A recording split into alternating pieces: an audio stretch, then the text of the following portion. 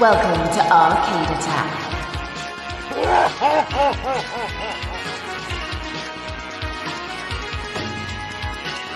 A retro gaming podcast for up to 4 players.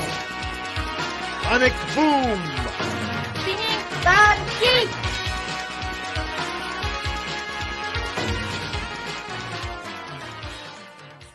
Welcome everyone to another Arcade Attack podcast. I'm Dylan. I haven't actually hosted one for blooming ages. What's wrong with me? Anyway, He's back. I'm joined by James. Wooga! Hello, everybody. I'm joined by Keith. Hello. And I'm joined by Adrian. Aloha. So, everyone loves our What Makes the Best series. Especially Dylan. Everyone loves these. Do you know why? Floaty physics. Everyone loves floaty physics yeah. over heavy physics. Everyone knows this. But everyone knows that, I don't really like doing a lot of research, but I do like getting everyone's memories, extracting memories from my own brain, and maybe coming up with some kind of entertainment for you guys listening at home. So, there were two. I'm going to reserve the other one. One's very tailored towards Keith, and the other one was very tailored towards Adrian. The other day, I don't get one. The other day, you didn't get one, sorry, mate, for these two ideas. So I'm going to keep the other one in the bank and see if we manage to do it before 300. So I apologize to you, Sir Keith, because you'll probably not have... Maybe you might have some to say. Okay. Maybe in the more recent news, you might have played more of this genre of game. Okay. So Adrian's in the hot More seat for this. tailored towards Adrian because we made him sit there for 2.5 hours. We did. In the Last of Us Yep. pod, and he And the barely... only bit he remembered was about boats, which didn't Someone actually happen. commented on Facebook saying, Adrian hasn't spoken much in this episode. Yeah, they did. Yeah, Remember, James? yeah, they did. They're like, was Adrian at the pod? Like, was he? Someone didn't Adrian like Last of Us? Hasn't he seen the show? They did say it. Yeah, they did. Yeah, Oh, words to that effect. we did yeah. make you do that. That's true. Poor bloke. I mean, he's made Keith sit through enough Jaguar episodes That's and fair. things as well. But so maybe, I felt a bit bad. So I went for this one. Let's see if it comes out right. So today we are going to discuss what makes the perfect point-and-click adventure. Oh, man. Wow. Okay, interesting. So I'm Very looking interesting. at Keith for more his recent gaming history. Might give him some He has opinion played a handful, hasn't on he, now? this Yep. later on. Yeah. So, firstly, I'll just give you guys a quick run through how I got involved in point-and-click adventures. So, as long-time listeners of the pod will know, I had a Master System, no point-and-click stuff. No, there. no point and click. Then I had a kind of a Mega Drive and Peace. Amiga. boom. I was about to say PC then. Amiga, one of the greatest machines I've ever owned. I rinsed that thing. That A1200 got rinsed. I got it in 93, maybe 94. Easily played it for like 4 or 5 years. That thing got rinsed.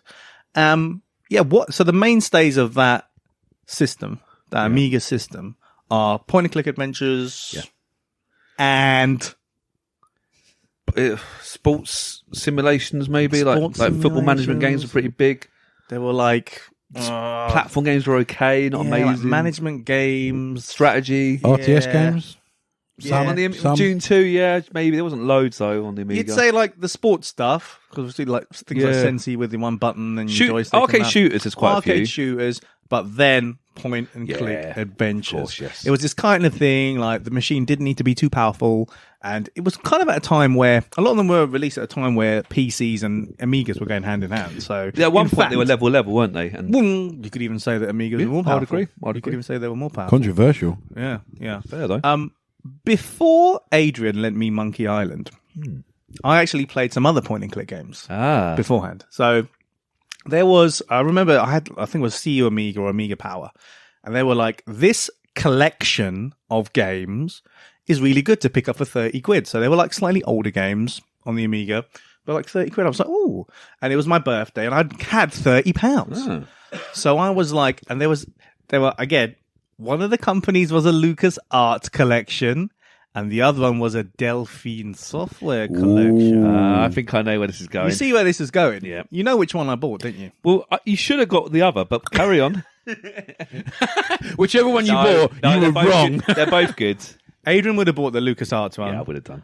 I bought the Delphine software one. So there were two reasons I bought the Delphine software one. One of them was Another World. Oh, The other one was Flashback. How good Really, are those yeah. games? Those games are top draw, Legendary. easily That's top. triple I went A, to yeah. Brecon Beacons recently, and it took me hours to recreate the Another World Yeah, you spent a long time doing cover scene. You know, with the arms out near the waterfall. You did it though. It looks really spot on. Yeah, I was like, Kev, one should- second, let me do this a bit. You should have dyed your hair orange. And I then should you have would done. got Yeah, it I right. should have done. So that Delphine software bundle was, in my eyes, I'd already kind of got my money's worth because even remember the day. So I had my money. I was like, oh, Dad, can you go in the shop and get this for me? I was like lazy, like 11, 12-year-olds. I'm like, oh, Dad, I want to go. He's like, just go to Croydon and get it. The shop is open. It was some weird software shop in the Whitgift Centre. You know, when all the ones on the high street were kind of like moving around a little bit. I know that spot where Electronics Boutique was, but Yeah. it was like when it moved into the Whitgift Centre for a little bit. I remember having to walk into the Whitgift Centre, and I walked into this shop, and it was like Thursday night, late night shopping or something, so no one was around. And the guy, he must have been maybe in his early 20s. He was like, "Are you here to play? Oh, you're here to play some games?" I was like, "No, I'm here to buy a game." Hey, Premier customer. Do you say ka-ching? Cha-ching. But like, I didn't even know if they would have this game. I've just assumed in my brain that the Amiga magazine has said, right, you know, this is out now. This is worth It's it. a gamble. It was a big gamble. They had both of them actually. They had the Delphine one and the LucasArts Did you one. think, even for a split Did you second? hesitate? Well, I had heard about Monkey Island, but obviously I hadn't played it at that time. So the ones on it, I think it had Loom on it. Yeah, and probably Maniac Mansion, maybe. Maniac Mansion. Yeah, Maybe the first Indiana Jones, I'd guess. No. Okay. I don't guess think wrong that then. was on it. But yeah, but the Delphine one looked really nice. It was like, oh yeah, come at me. So took it home. What was the first game I played on that? Flashback. Of course it was. and thus my love of Flashback. And then I think I played Another World, and I thought, what are these other games about? There was one on there called Future Wars. You guys heard of this one? Future spoke Wars. about that. Ringing bells. It was, I think, one of their earliest games. I think Delphine. So it was a point and click one. It was really difficult. Like it was almost nonsensical, like the kind of stuff you had to do. So I gave up with that pretty quickly. So then I moved on to something called Operation Stealth. Guys heard about this? FPS, no, F1, no, Flight Simulator. No. So it's a point and click game. This is it, right? I think the point is that it's a point and click. Point and click adventure game. It was a bit of a James Bond rip-off. So what it was is, so the guy was called John Grimes or something rather than James Bond. Grimes. James Grimes. Oh, Grimesy. Grimesy. And he would walk around in his little tuxedo and stuff. You need to click around the screen. And I was like, oh, that was pretty cool because the intro was really cool because you saw like the whole premise is that someone's stolen a stealth bomber and they're trying to they have to get Operation like James Stealth. Bond to kind of get on the case. So he's like all John hopping Grimes. around the countries. But I'll come to these games in more depth later. And then the last game. So it was 5 games. 5 games in this box set for 30 quid in those days was banging value. And the last one was something called Cruise for a Corpse, which is another point and click game. Yeah. Another point and click game. Great And title as well. so cinematic. Cruise, and it was great. Had a great intro sequence. Really atmosphere, and you felt like you get invited to like a party on a ship, and now they get murdered. Oh no, who did it? Who did it? Anyway, that's all I'm going to say about that. So that's my sort of my brief introduction to point and click games. I'm going to throw Keith in the deep end here. Yeah. So, console man, point and click Console adventures man. until Grim Fandango. Yeah. I hadn't really played any. Mm-hmm. And again, I remember seeing things like Monkey Island in some of the magazines when we were younger and thinking it looked really cool. Mhm. Why isn't there anything like that on my Mega Drive? But then, and then as things progressed, 32-bit, blah, blah, blah, blah, blah, graphics, we're looking forward, not backwards. And I never really played many. But, and I'm racking my brain now. Grim Fandango's the big one. Obviously, we did a podcast not too long ago. Clock Tower. Clock Tower. Clock Tower on the PS1 was a point and click game. You love that. Yes. I love that. You love it. Scissor Man. Yeah. But apart from that, I'm trying to think now what else I've played. It's not many. No. Full Throttle? Do you not play that? I've got it, but I never played Ah, it. okay. It was like a double pack thing. With, It was. with Grim Fandango. That was remastered But I love as well. Grim Fandango and that, and I've So instead of playing Full Throttle, I played Grim Fandango again. So yours is more kind of recent, more Oh, 90s kind of stuff. Yeah, I mean they're old games, but I only came to them more recently. There was something else, but I'll shout out in a minute if it comes to mind. Good. 'Cause All I'm right. sure there was You just get like something some else. random Tourette's. Yeah. Random point and click It ain't going to come to mind with me saying it, that's for sure. Yeah. I mean, I'm going to come to Adrian in a minute, but Mr. Miller. So I'm kind of like Adrian on the Last of Us episode, to be honest. But I mean, so I've played actually. It was around your house. I played Police Monkey Island. Notes. Oh, Sorry. whoa! Hey, Police Notes. Police Notes. Thank you. Yes, I played a translation of Police Notes. Very Yes, good. That's point and click. Can I go now? Yes. Sorry, That I was knew it that was I knew that police, would happen. Police Notes. Is that all right? Can I? Yep. Okay. No, I'll- carry on. So I remember playing Monkey Island actually quite a few times at Adrian's house. It's not the best game for a friend. It's game out. No, but it was like it must have been like I don't know, after school one day or something, and we were just like messing around and like whatever it was. And yeah, I remember playing Monkey Island. It was only around your house. I never had it. I remember Broken Sword. Oh, that's a classic. yeah. Yeah, Broken Sword was really good, and I also played Fate of Atlantis as well. Yes. Other than those three, which I never finished any of them, that's literally my repertoire of point and click games. I recently played Grim Fandango, mainly because of the pod, actually. There you go. Because of I played probably a third of the game, bit less than a third of the game before the pod, to get a good feel for it. Obviously, I'd never even played it before, and then I was like, when you'd kind of given a bit more, expansion on the story, I was like, oh, this sounds really cool, and I enjoyed the part that I played as well. So, that was good. But yeah, other than that, it's been a long time since I've kind of played a sort of classic point and click game. So I'm sure you'll have some opinions for me later. I've no doubt I've got some opinions, but I'm going to have some of those opinions for me. yeah. Adrian. Well, Is a point and click adventure the kind of thing you play? oh, I loved it. The kind of thing you used to play? And I've back in kind of fallen back in love with the series, the genre, a little bit recently. I've replayed quite a few of them recently for pod research and just to scratch the little itch. But yeah, I told this story. I think it was our second episode actually about the Monkey Island story, about how I almost couldn't believe seeing it at Usman's house. I said, I can't believe this is not this is not a video game. This is like a story, like a movie. Because he didn't want to show you it, did he? No, he was really. It's like, you won't like this, Adrian. That's why I showed James. I said, I'm not going to do what Usman did to me. So what Keith is saying So you did is, exactly the even same if you thing. think someone's not going to like the look of something, you still show them it. Yeah. Yeah, because I was quite hyperactive. Usman didn't think it was my sort of game. Let's just play a bit of Street Fighter. You can just kick smashing buttons.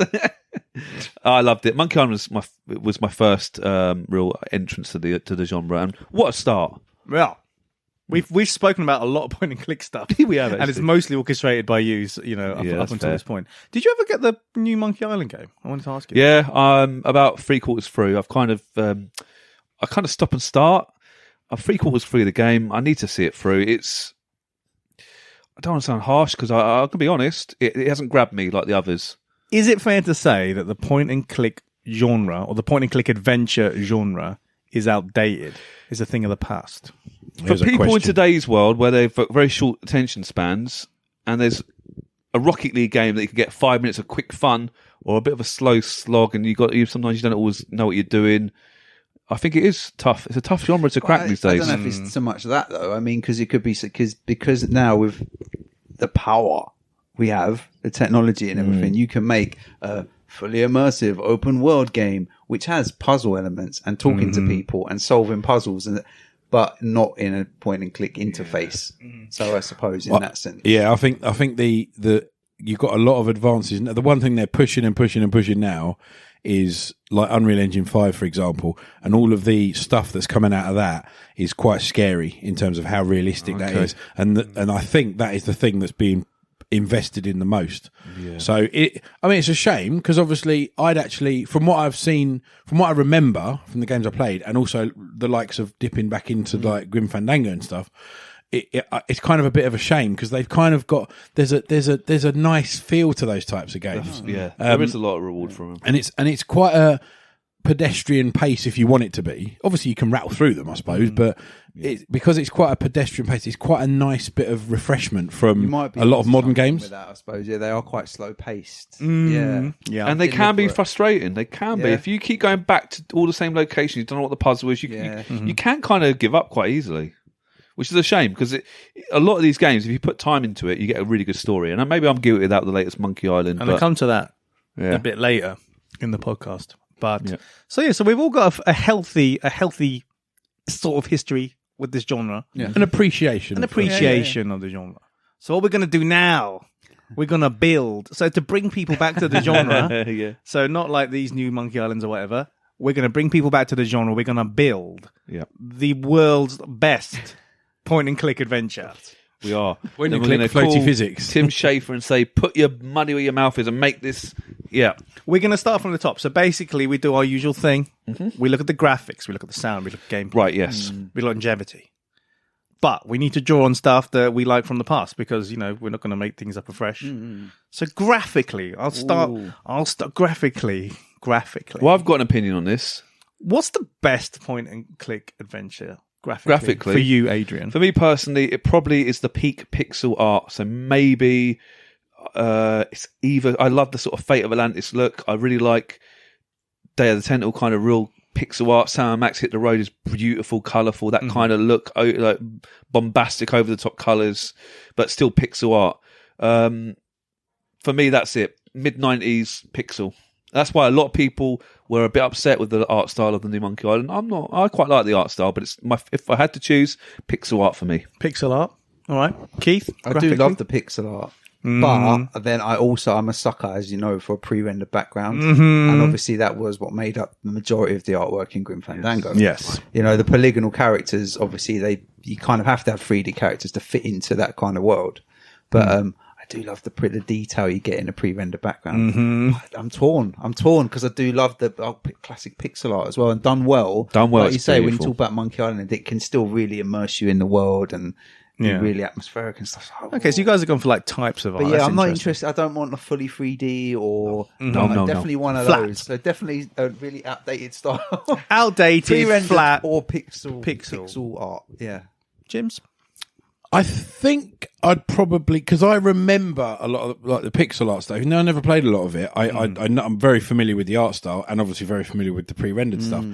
I'd like to see, and I don't know how this would work, but it's worked for a lot of games recently. I'm looking at games like Streets of Rage 4, which is totally different, obviously, but the art style, the hand drawn, that's kind of hand drawn, and you can tell it's hand drawn and the way they've kind of animated it.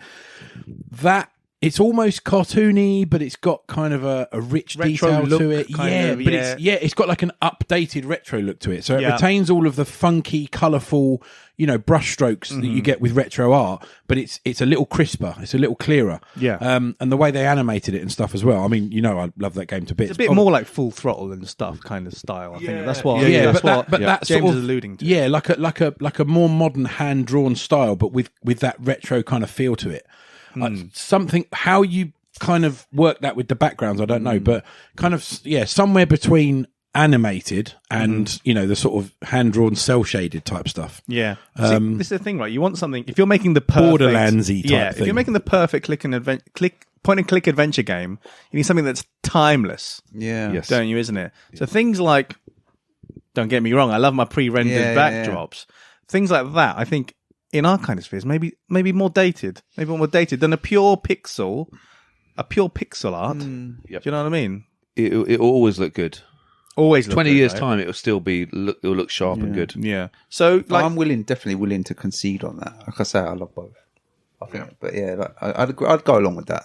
these graphics have to be set into a world. Like, we talk about, all you guys mentioned vibrant colors. So you'd prefer more colorful point and click adventure? Because a lot of the stuff that I like is quite moody. Yeah. Like, you think of stuff like Beneath the Steel Sky is quite dark and it's quite light, kind of light dark at the same time. And stuff like Universe, all those Amiga like kind of weird sci-fi ones are more kind of dark. They're more kind of atmospheric that way. But in stuff like Simon the Sorcerer is really kind of fun and playful, and it's all in like forest and stuff. And it's stuff like Monkey Island kind of flits between the two, because you've got the nighttime scenes, and then you've got the kind of daytime stuff.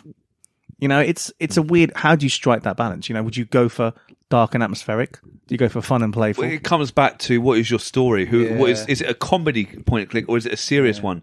Serious, you go dark and gloomy. If it's cartoony or happy, you go for that. That's what I would say. Yeah. It depends. We haven't got to that bit, have we? No, we haven't got to that bit, but you know, I get where you're coming from. Are we all happy with that? We're all happy with that as an approach. So we're going pixel art. We're going pixel art, and then depending on the story, we choose. Actually, let's do story next. Yeah, Okay, come up with a story. Come up with a story. So, Yeah. stories. So, the whole point, I think, of a point-and-click adventure game is to tell a story, right? Yes. Well, point of Naturally. any video game apart from sports games pretty much tell a story, right? Some of the best stories were told in point-and-click adventures. They were. That Beneath the Steel Sky story. That could be a movie. The Operation Stealth story, even though me really ham-fistedly explaining to you guys was really interesting as a kid. You're like, Good whoa, old John Grimes.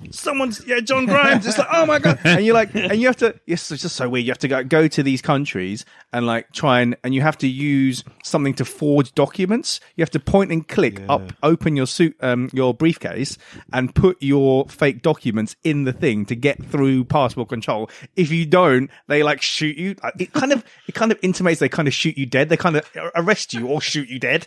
I'm like, oh man, this is a bit dark. It's a bit much for But not having the right documents. But story wise, it was, you know, it's just really nice. It's just a good thing. I think Future Wars, I looked at a walkthrough years later. It's just mad. You're basically a guy that's like a window cleaner, and you end up on like some weird planet. And like, it's just like, it's just so like weird. It's just, I love it. That kind of ability to tell a story is something that's good, right? So you choose a pirate story. I wouldn't necessarily choose a pirate story, but it kind of links into a story I would like to tell. I want to see a story that I couldn't experience in real life. I can't be a pirate unless I'm in Dodgeball. So you wouldn't go sci-fi. So my point is, though, I want to feel like I'm controlling someone that I couldn't do. So, for example, it could be in the future. It could be based in pirate times. It could be based in medieval times. I don't want it based in current 2023 Croydon. I want to be out. Nobody wants to play that. What's the game. best story that you've experienced in a point-and-click adventure? What's the one that's All right, engrossed you the fine. most? The best for me, the best story is probably Fate of Atlantis. For me, Indiana Jones. Great game. Because it's an amazing story, and many people, like we said before, it could be its own film. I really like that should have been the fourth You film. could have been an Indiana Jones. Huh? You Yeah. could be an archaeologist. Oh, I know. You could basically be. just have to be Ross Geller. Yeah, it's true. But I like the idea of travelling around and finding secrets out and things that we probably wouldn't do. There's no secrets in Croydon. You can't just go digging up things Well, in there Croydon. are. You just I'm don't sure wanna there know. are. You just don't want to know what they are. That's all. But even like Sam and Max, it's just crazy. It's out there. It's zany, and I like that idea that if you're going to tell a story, it should even Broken Sword. It's quite serious in a way, but it's set in someone who's gone to Paris, who's an American guy. Great game, by the way, Broken Sword. But he's out of his comfort zone. He has to find these people and locations he's not used to. I like the idea, and even Guybrush Threepwood, he has to become a pirate. It's that journey in life. I want to have that as a story. You would have it about pirates. Okay, I'll put pirates. You're right. Yeah. All of that, and he's gone. Yeah, you're all right. I'm just gonna put pirates. Yeah, now. as long as it's pirates, I'm happy. So Keith, of the 2 point-and-click adventures, what's the best story? Grim See, now, Fandango. I like I like a futuristic stuff. I like a noir. Yes. But that's kind of what Police Noughts is. It's what Snatcher is. It's like noir kind of Blade Runner-y influence. But I think, like Aid says, like you want to go, you want to kind of be able to visit places that you wouldn't be able to visit normally. So it's more about exploration. Yeah, and what do I love about, or one of the great things about Grim Fandango, that underworld setting. It's like it was nothing anyone had ever experienced in a video game. What a great idea to set it somewhere like that. And it was and it took aspects of things that were familiar, like he had an office job. But in the underworld, it's weird. It is weird, isn't it? It's cool. So yeah, just like you got to have really interesting locales that you visit. Interesting locales. But in terms of a story, a mystery. Oh Yes, yes. some kind of mystery. Do you know what? All of the ones I can think of off the top of my head have had some kind of mystery. Something weird has happened, and you've got to get to the bottom of the matter. Yeah, it's true. Bottom though. of the matter. Isn't No, it? it's true. It's true. Everyone, even Sam and Max, is a mystery you got to unfold. And Day of the Tentacle, you got to It has to have a drive. I think with this genre, doesn't it? It has to have a drive. Like you have to keep like there is you can complete a game or I'll get to the end of a level, but you have to actually understand what happens in the end. That's the whole point, isn't it? It's the whole point about this kind of genre. I think you need a Yeah, good. it's like a book. You've got to keep reading to find Yeah. out what happens at the end. Yeah. One of my favourite books, and I don't know if you guys have ever read it, it's a book called Replay by Ken Grimwood. Not Ken Grimes, but Ken Grimwood. Or John Grimes. Yeah. Yeah. The name's And Grimes. he wrote this story called Replay, and it's about a man that replays his life. And he dies at 40, he has a heart attack, then he wakes up again at 18, and he can relive his life. Oh, you told me about It's this. a really I good, think, yeah, it's a maybe you really, mentioned it's this a on another really podcast. good book. And when I read in this, I've read it about 3 or 4 times now. I just love it because he knows everything that's happened in the past. He knows that if he buys shares in Apple, he knows he's going to win the Premier League. He knows, do you understand? So he can become a very rich man. yeah. So and it's a really interesting thing. And when I'm reading it, right at the end of the book, or I might read it online, it was in development as a film. I think Ben Affleck was attached to be the actor in it. This was many years in the 90s maybe, but it never happened. I'd love to see a film of this, but I was thinking this could make a brilliant point-and-click adventure. Yeah. As in, each chapter is your life, like one life, and you can sort of, I don't know, the whole point of the book is not really about an end game. Do you do this? Do you do that? Do you put a bet on this? Do you go over here? Maybe. You see this coming, what do you do? Kind of thing. Yeah, possibly. Yeah, maybe. And I think I just think it's a really interesting story. And so I quite like time travel. Time travel. And I know they did a Back to the Future kind of point-and-click game, which is I've never played it, but it's supposed to be pretty good. All right. So I'd love to play something like time travel. And I know they did that in Day of the Tentacle, but I love that kind of stuff. I want time travel. James, Pirates and time story-wise? travel. So Adrian wants a time traveling pirate. Yeah, he wants to time travel. I've written it all down. Don't worry. I'm gonna. He's not asking for much, is he? No. I think there's story-wise. Well, there's two that probably don't fit with all the games the few games that I've played. One of them would be like a classic murder mystery. Like Cruise for a Corpse. Indeed. But you've got so many options within that. Obviously, the setting and the characters and all that sort of stuff. But I think everybody quite enjoys a good, strong, story-driven murder mystery. I mean, Christ Almighty, the amount of money that's in. Yeah, exactly. The amount of money that's in these murder mystery parties these days that you go to, and you can actually go to for like full-on weekends where you dress up and go to, and you actually play parts and all this sort of thing. But that's always been quite good, and I've always found those quite enjoyable as well, because you can have lots of different strands to it as well. So you can have little side bits where someone else has done something else, or has kind of wronged someone else, and there might be a second murder that you found out about, and this sort of thing. So I find that quite good because you've got a lot of options there, and obviously it could be anybody, it could be any weapon, any room, anything like that. So a bit of a Cluedo-y type kind of. I like it. It's a mystery to solve, isn't it? Yeah, Solve but mystery. it could be. It may be more than just one. So that murder might be part of a larger sort of plot, or like I say, you could Spectre. You could run away with it. Yeah, indeed, you could run away with it. And then the other one, which I don't know how it worked, but I think it ended up being quite a good story, would almost be like 60s Gangland London, which I think would be quite cool because you could get again a lot of layers to that, different families, different cliques and sections, and you'd have to complete certain tasks and create certain things, and probably more forged documents and put them in briefcases and you get shot. But yeah, something like that. I don't know how that worked, but I think we've probably got the sort of processing power now to do it. But if I had to pick, I'd probably go with the classic murder mystery. Yeah. So quite Cluedo-esque, but with obviously quite a big emphasis on potentially more than one story arc. I like it. Multiple arcs. I do like that. That may or may not intertwine. Ooh, very nice. Okay, so we've got our graphics, we've got our story, sound design, right? So, sound design is, I think, a bit of a black hole for point and click adventures because they don't really have a lot. If you think about sound effects, and we've spoken about sound effects on various movies, various genre of game, not a lot happens. Like you hear the click of your mouse, and then you might hear like a meow from a cat on the screen, or or if something Or a gets donk. opened, or you hear like a clonk. It's like sound effects wise, I think it's very kind of minimal. Yeah. So sound effects, like, have you actually played any good like point and click games that have good sound effects? I'll come on to music in a minute. It's different, but when they had voices in the game, when you can actually hear them talk, that was cool. So That's okay. So that's more a PC thing, isn't it? Because with the Amiga games, they always had the version with no just text with- only, Exactly, just which was text only. fine. But I quite like the talky. I remember though, back to Fate of Atlantis. I do remember when you crack the whip, and you can crash through the floor, and you would hear some sound effects. But I agree though, the music was quite minimal.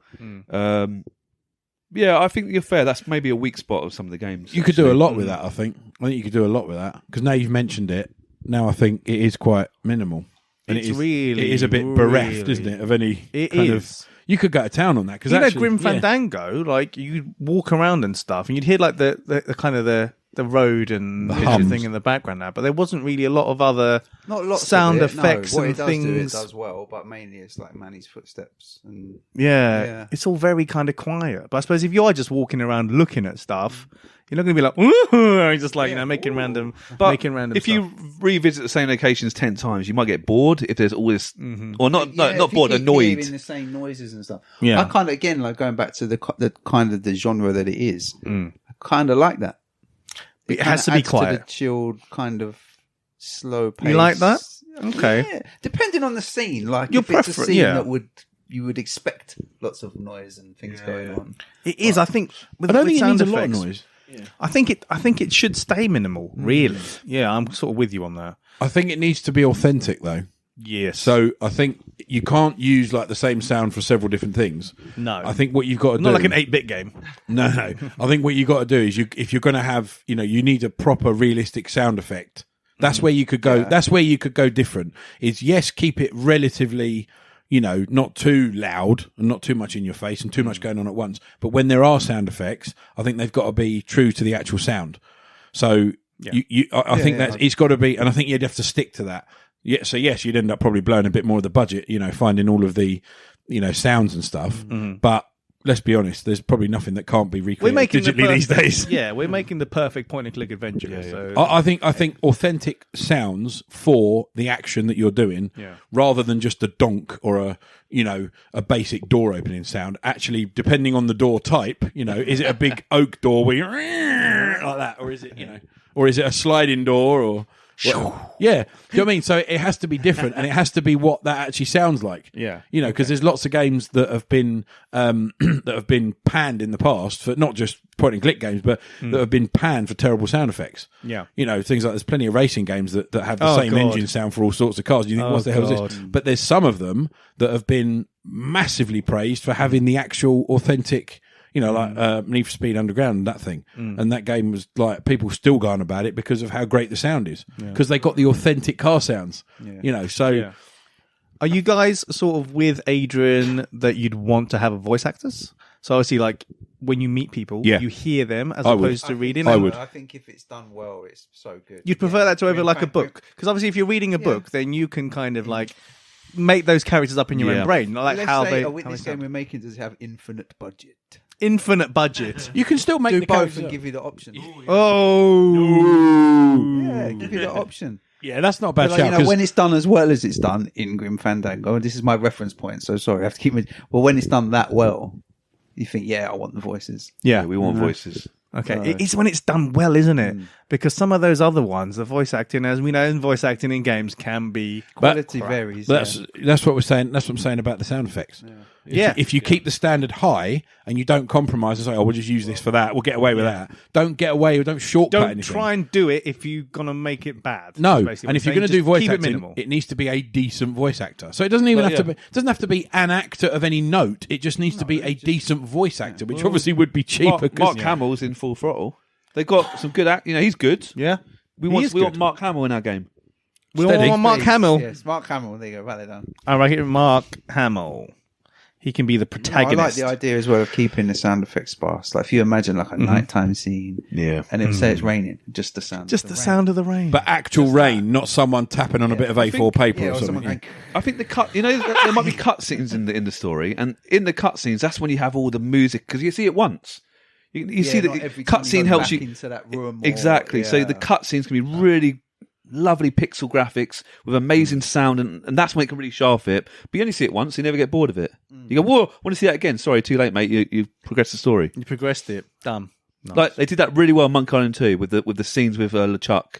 I don't remember if you got to certain points. It went to LeChuck's ship, and you see him, the ghost Chuck, and it was just so well done. It was, wow, that's what I'm talking about. Nice. I like that. Before we get into the real meat on the bones, Music then. So music design.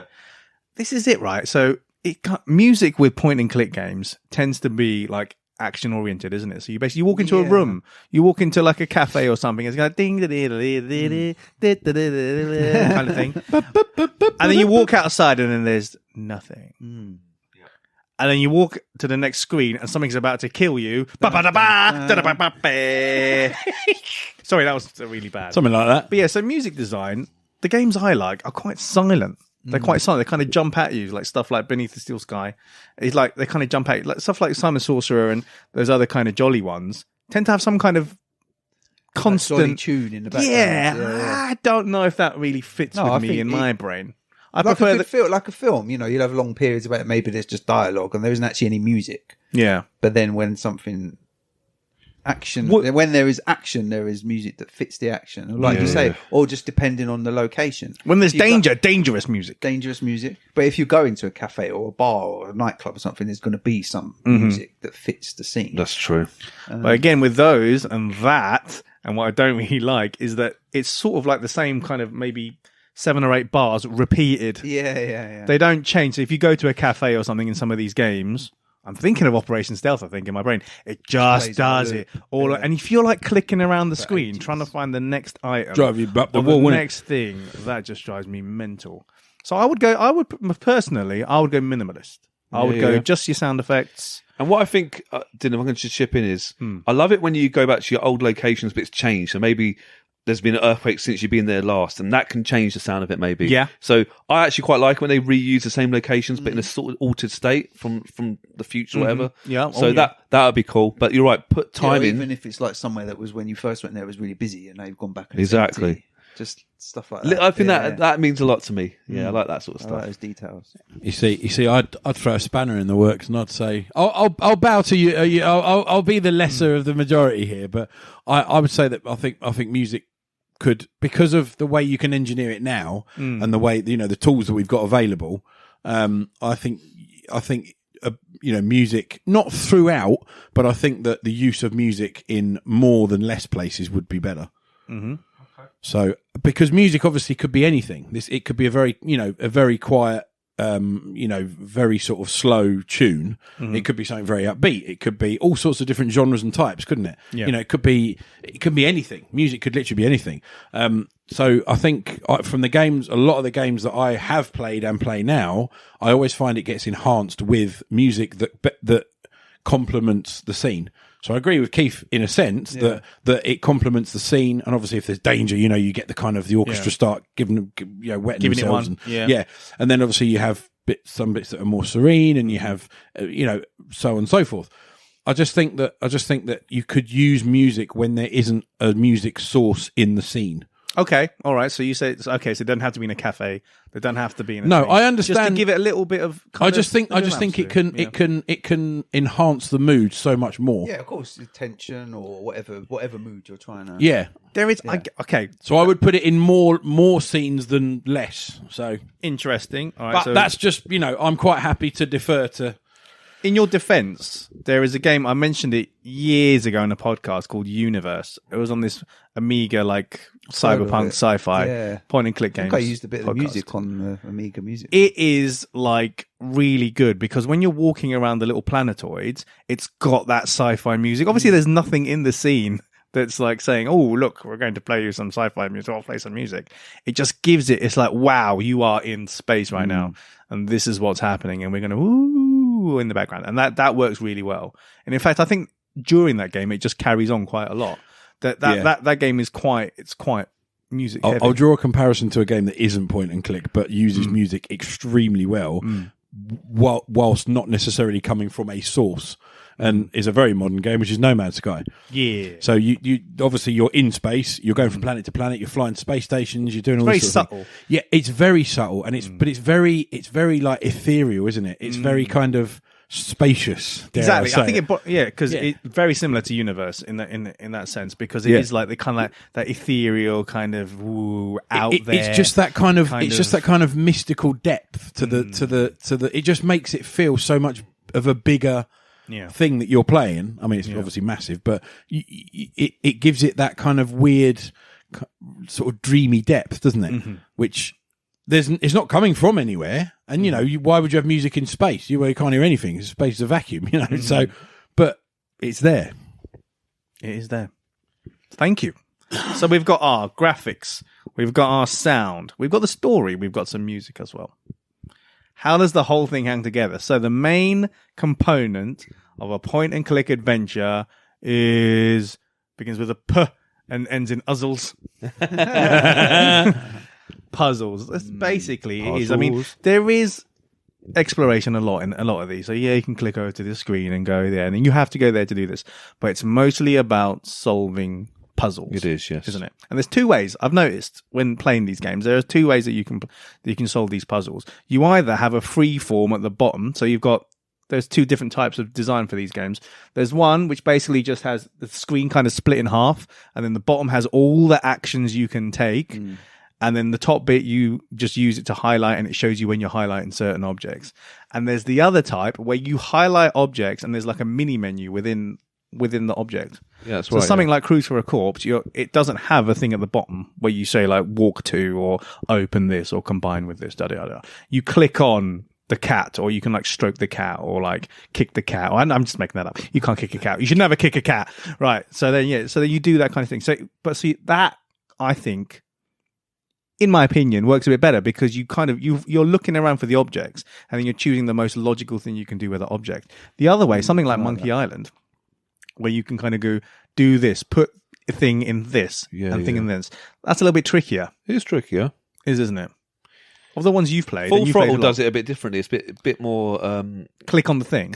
Yeah, you got like a skull, haven't you? So the skull is talk to, use, or look at. I think they try and trim down the options. Monkey Island was guilty. Same with Fate of Atlantis of having maybe too many options. Same with Simon the Sorcerer. It's got a whole big chunk at the bottom of use, things pick you can up, do to eat. stuff. Yeah, it does go a bit OTT. Yeah. But I think some of the more modern point-and-click games are too simple. Is as you just click on the item and click here. You think that's too simple? I think so. You've got to have a little bit of nuance. You've got to have a little bit of thought process.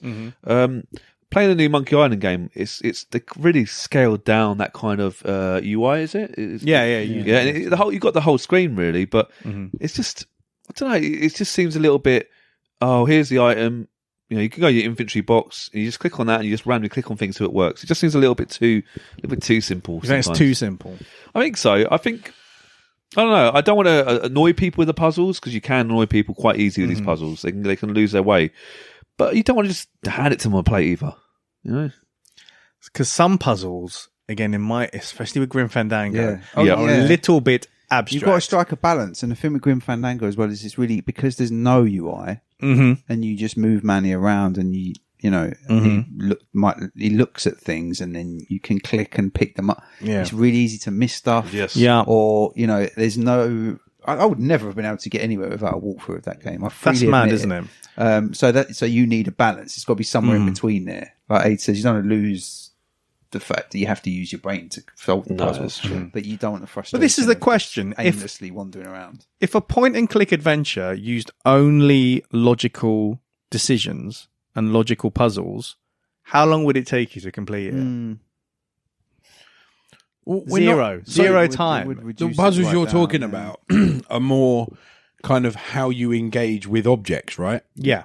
So, and what objects go where? So, like, you have to do something with something and then give it to someone. So, how about actual puzzles? So like slide things around. Yeah. So you'd have, for example, I don't know. Let's just say in a game you come up against, you're in a boiler room or something, and you come up against a bunch of pipes that are all over the show, and you have to then move around the pipes, arrange them on a board or whatever, and then the crane like puts them all into the place you've put on the board or whatever, something like that. Or you've got kind of Resi style type puzzles. I feel like I've done that with pipes. Is that in Resident Evil? Yeah. Well, I'm just giving an example, but Crisis, I'm just giving or something. Yes, it's been in something. Yeah. Yes, definitely. Probably. I'm giving an example, but things like and things like where you've got certain icons or imagery that has to go in a certain order, or things like. Do you know what I mean? Like actual puzzles, as opposed to engage with this item, put it on the shelf, and because. In my mind, that's not a puzzle. it's more of a you're kind of exploring the scenery, aren't you? And you're kind of putting you're putting things in certain places and engaging with items and objects. It's not a puzzle per se, not by my definition anyway. Yeah. So maybe you could meet somewhere in the middle. I don't know, but I'd be thinking kind of actual puzzles. Rather the than Professor nonsensical. Layton. But Yeah. relative to the scene. Okay, yeah. So Perhaps, yeah. yeah. So It's not gotta like be, Professor Layton, because Professor Layton just throws out random puzzle. I've played it for years. There is a story. Look, I played Broken Sword recently on the DS, and it was like director's cut. It's like extended version, like more than the PC version. And I think one of the differences, I might be wrong here, is they added sort of more puzzles, sort of point, like you're kind of describing in the game. It's pretty good. They fit in well with the game.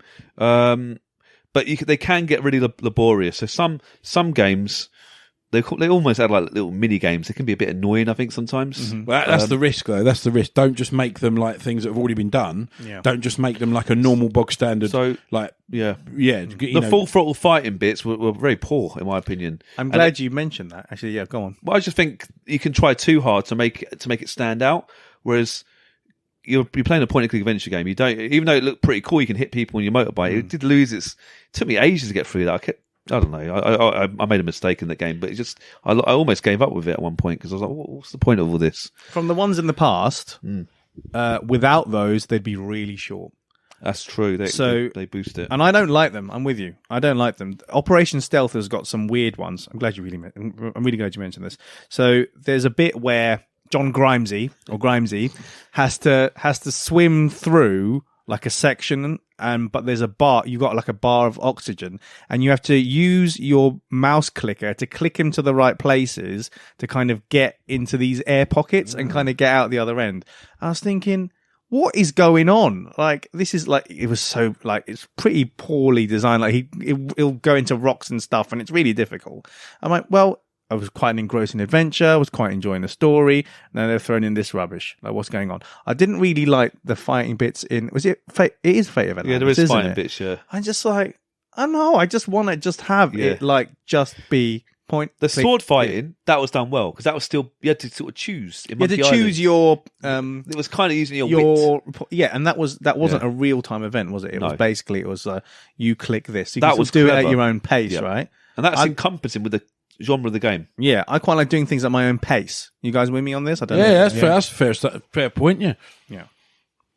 Yeah, and some of the point and click games you could die. What is up with we that? Don't die in our game. No, you don't. You're always alive. Poor Grimesy drowned more times than I care to mention. Game over. You know, At least you get electrocuted though. but Cruise for a Corpse has got a really clever gameplay mechanic where if you find out, you basically have to find clues to find out who murdered your host. When every time you find something out, it knocks the clock on. It shows a clock and it knocks on 10 minutes. So you've basically got to get to the end of the day. I hate games with timers. Yeah, but there's no timer. It basically just uses it as a mechanic to show you how far in the game you are. Gone on. Okay. So as soon as you do something good, you're like, oh, it moves on. Right. Oh, and then I like what that. it does then, it shifts everything around on the boat. Because you're on the boat. It's called Cruise for Us. You're on the boat. And then like something else will have happened in the boat. So then you've got to go around the boat to try and find that. Okay. And then you do that puzzle. And then it does the next 10 minutes. And it does. I never completed that game. But I thought that was a really clever mechanic. But it was all at your own pace. Yeah. All this quick time event stuff and things, especially on my crappy Amiga mouse with all the ball and the grime in it. Oh, John Grimes, there you go. Even Shenmue when the quick time events. It was annoying, wasn't it? Because you felt pressured. What I quite liked about the first Shenmue is that you can just keep on redoing it just until you retry pass it. yeah. Whereas the Shenmue 2, it's like, oh, you've just missed that chunk of game because you haven't done it properly. it's or not you fair, is it? Missed that, yeah. It's really annoying, actually. Burned. Oh, yeah, so I think we pretty much got there. Anything else you guys would add to this perfect before I round up? And I come think up I with would add, but just while we're talking about stuff like that, like obviously combat in these games can be awkward. But do you know what's cool about the combat in Police Noughts? what's that? So it switches to like a first person perspective, and it's like basically like a light gun game.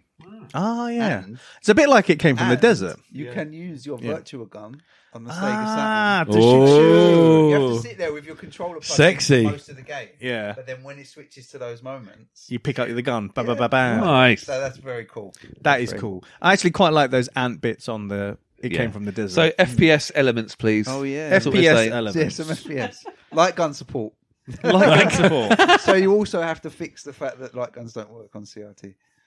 That's on, no- on LCD TVs and LED TVs and stuff. We'll do like a Wii kind of system. Would It'll be we fun. try and make this game based on a already well-known IP, like Indiana Jones, or would we make a whole new universe? Well, this is it. I'm gonna. So we start with the story. So Yeah, go this on. is it. Go on, This is our perfect point and click adventure. So the story is a story where Mark Hamill plays a pirate who is exploring through time many murder mysteries that have multiple arcs. Feeling it? So Yeah. actually sounds all right It's to got be fair. replayability as well. You can play the game a few times. That's it. The multiple arcs gives you replayability. Yeah. So he is a time traveling, exploring pirate who was also a detective. He's not Hercule Poirot. He's Hercule Pirate. Like a trench coat and a pirate hat. Yes, Okay. brilliant. Nice. We're going to stick with pixel art. We are. The colors are going to be relative to the scene and the mood. So we're not going to go for one type of colors. We're going to go. They are relative to the scene and the mood. But is the mood comedy or is it straight talking? Well, this depends on where he is, I guess. Okay, yeah. Because if he's gone to time travel into the future, it might be quite bleak and quite horrible. If he's gone to like maybe, fun times in the past, Prehistoric times. prehistoric times where everything is green and lush, then everything will be green and lush. Although I don't know what kind of dinosaur murder mysteries he'll be trying to solve. Dinosaur Dino murder Crisis. But, Dino Crisis. Yeah. We're going to have realistic sound effects. Yes, absolutely. So they're going to be the height of, and we're going to listen to Mr. Hamill or not listen to Mr. Hamill. We're gonna Depending have on the your option. preference. I mean, Option to turn him off. we've spent blooming millions getting him Yeah. on board. I don't know why you turn him off, but It's an option. maybe you're deaf. And yeah, so then you go, and then the music is sometimes quiet, sometimes responsive to the scene, sometimes to build atmosphere. So if he's in space pirate, Very good. The space There's going to pirate. be- Mark Hamill, the space there's going pirate. to be atmospheric sci-fi music in the background. Very ethereal sci-fi. Ethereal, atmospheric, sci-fi, ambient. subtle, ambient. Ethereal sci-fi sea shanties. Sea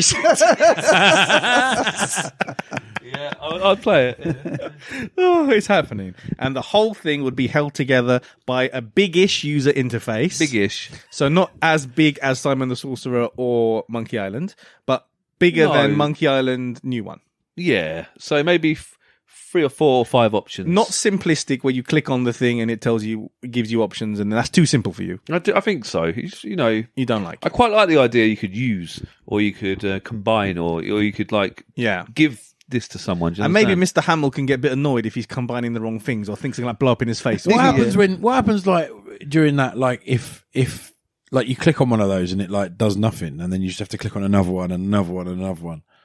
Like are we saying that it should only be like one correct option, or can we have a situation where It's very confusing. This is the thing, right? So most of those point and click adventures, there's only one One solution. solution, yeah. Which I think is crap. I think Yeah, there could you should not be have- more ways to skin a cat. You should Yeah. never skin a cat or kick one? or kick one, please. But you could have if you click another one and did something, it would potentially do something not kind of to help the particular main storyline along, but it might either reveal something else or do you know what I mean, give you a secret or Yes. something like that. Something. You know? Not all the time. So I'm there's just not saying, a dead end. I Yeah. think the thing is like the whole 'cause point. If you do things in the wrong order in some of these games, It's a screwed. dead end. Yeah, you And can't you're solve done. the puzzle. Yeah. There's something called Dark Seed. Do you remember Dark Seed? I don't know if you Yeah, guys. the graphics. I on mean, the it's guy, great artwork. and stuff. Oh, So yeah, it yeah, basically, if you didn't do things in time, and I've never got anywhere in that game, apparently if you missed certain things, it's done. It's done. We You're don't finished. We don't want that. We don't like that. We No. don't want that. We want everything at our own pace. Yeah. Our own pace. Slow and steady. And the action at our own pace with decisions. And also, if there is going to be an action bit, first person shooter view, Killer ants. with light gun support, Yeah. possibly Like a gun Wii- support. possibly a Wii remote because no one has a CRT Yeah, these yeah. days. And there you go. That's it. That's the perfect. Yeah, I'd play point and it. click I adventure. think people will accuse us of just getting everything good about the LucasArts games and melding it together. No, what are you talking about? But they're wrong. Clearly, they're wrong. I mean, my favorite point and click adventure is probably Monkey Island still. Yeah. Same. Yeah. Monkey Island 1. Yeah, it's my favourite probably, yeah. Yeah. It's that good. Keith, favourite point-and-click adventure? Grim Fandango. Classic. James? I'm going to say Broken Sword. Broken Sword. Broken Sword's great, actually, yeah. Very Good. nice. It's a good, clever game. I mean, I think the genre is a bit done. I think we love the genre. I think it's definitely of our time. I can't see. I think Monkey Island. I can't see what else is going to rejuvenate it. If Monkey Island, the new one's good, but it's not been amazing. So Hard to recapture. it's hard, the magic. isn't it? And What's been the reception generally, like It's ratings? been pretty and stuff? good. It has been pretty good, but I'm not sure. Is it coming to consoles, for example? I don't know. No, I don't think so. It should Maybe do. it is. Maybe I'm talking rubbish. I think it is on some consoles It's actually. hard, man. When things change with the times. I mean, look, you and the rest of the world are super excited about the new Zelda game. But look how those games have evolved. Yeah, they have. Yeah, They're they- still- they're they're different. still- Does that look anything like the they're original still Zelda? action RPGs, Yeah. just like they were in the 16-bit advent- days, yeah, action but they've adventures, yeah. evolved in such a way that they're almost unrecognizable. It is unrecognizable. I was just going to So say. we wait, need no, an open world. To expect like a Monkey Island game that's the same as the ones from 30 years ago to still grab people. Yeah. It's like, That's it's asking fair. a lot. It kind of has to be open world if you're going to have this time traveling pirate exploring guy with multiple murder mystery arcs. It is going to be kind of. Can you have an open world 2D pixel art world though? Well, it's kind of. I mean, you'd click through 2D screens, but Yeah. it would be open Yeah. to an extent.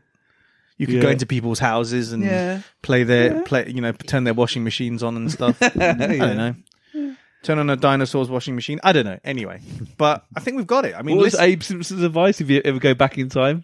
Just don't touch anything, innit? Don't touch anything. He's right. You touch one thing, everything's screwed. Anyway, on that note, listeners, have we got it? Have we got it? Have we Secret got? formula. Have we got the secret formula? Have we done it again? I think we've every nailed it. time, Done it. On the every head, time mate. we nailed this. Platformers. Have we got a name for the game? Beat 'em ups. Beat 'em ups, complete it. What are we going to call it?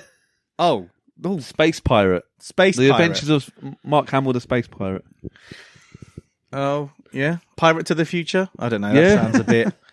That sounds a bit. You could have, I don't know, pirate arcs. I don't know. Pirate Okay. arcs, That's pretty good, yeah. pirate murders. Anyway, guys. Why have we got pirates? Like, it doesn't make any sense. Pirates? No, Pirates but is on take the list. pirate bit out and it makes sense. Pirates is on the list. I've made the big list. It's on there. Pirate makes no sense. I'm We're gonna- basically having to accommodate the word pirate into everything. So he basically steals stuff. So basically, while solving the murder mysteries and traveling through time, he has to steal stuff. Plunder. And if you don't steal stuff, Ooh. you don't survive. Plunder arc. There you go. But you, Plunder. but you can't Plunder die in arc. this game because we don't want him to die. No. We don't want death in a point-and-click adventure. No. That's it. We did it. Hey, we're geniuses. Listeners, let us know. Let us know if you Why would are buy we this game. millionaires? Let us know if you would buy this game. Let us know if your kids would play this game. Let us know if we've rejuvenated the genre as we do every time we do this. Thanks for listening to today's podcast. We really hope you enjoyed it. You can tweet us at Arcade Attack UK. We're also on Facebook at facebook.com/Arcade Attack UK. Check out our website at arcadeattack.co.uk for lots more retro gaming goodness and to delve into our archives.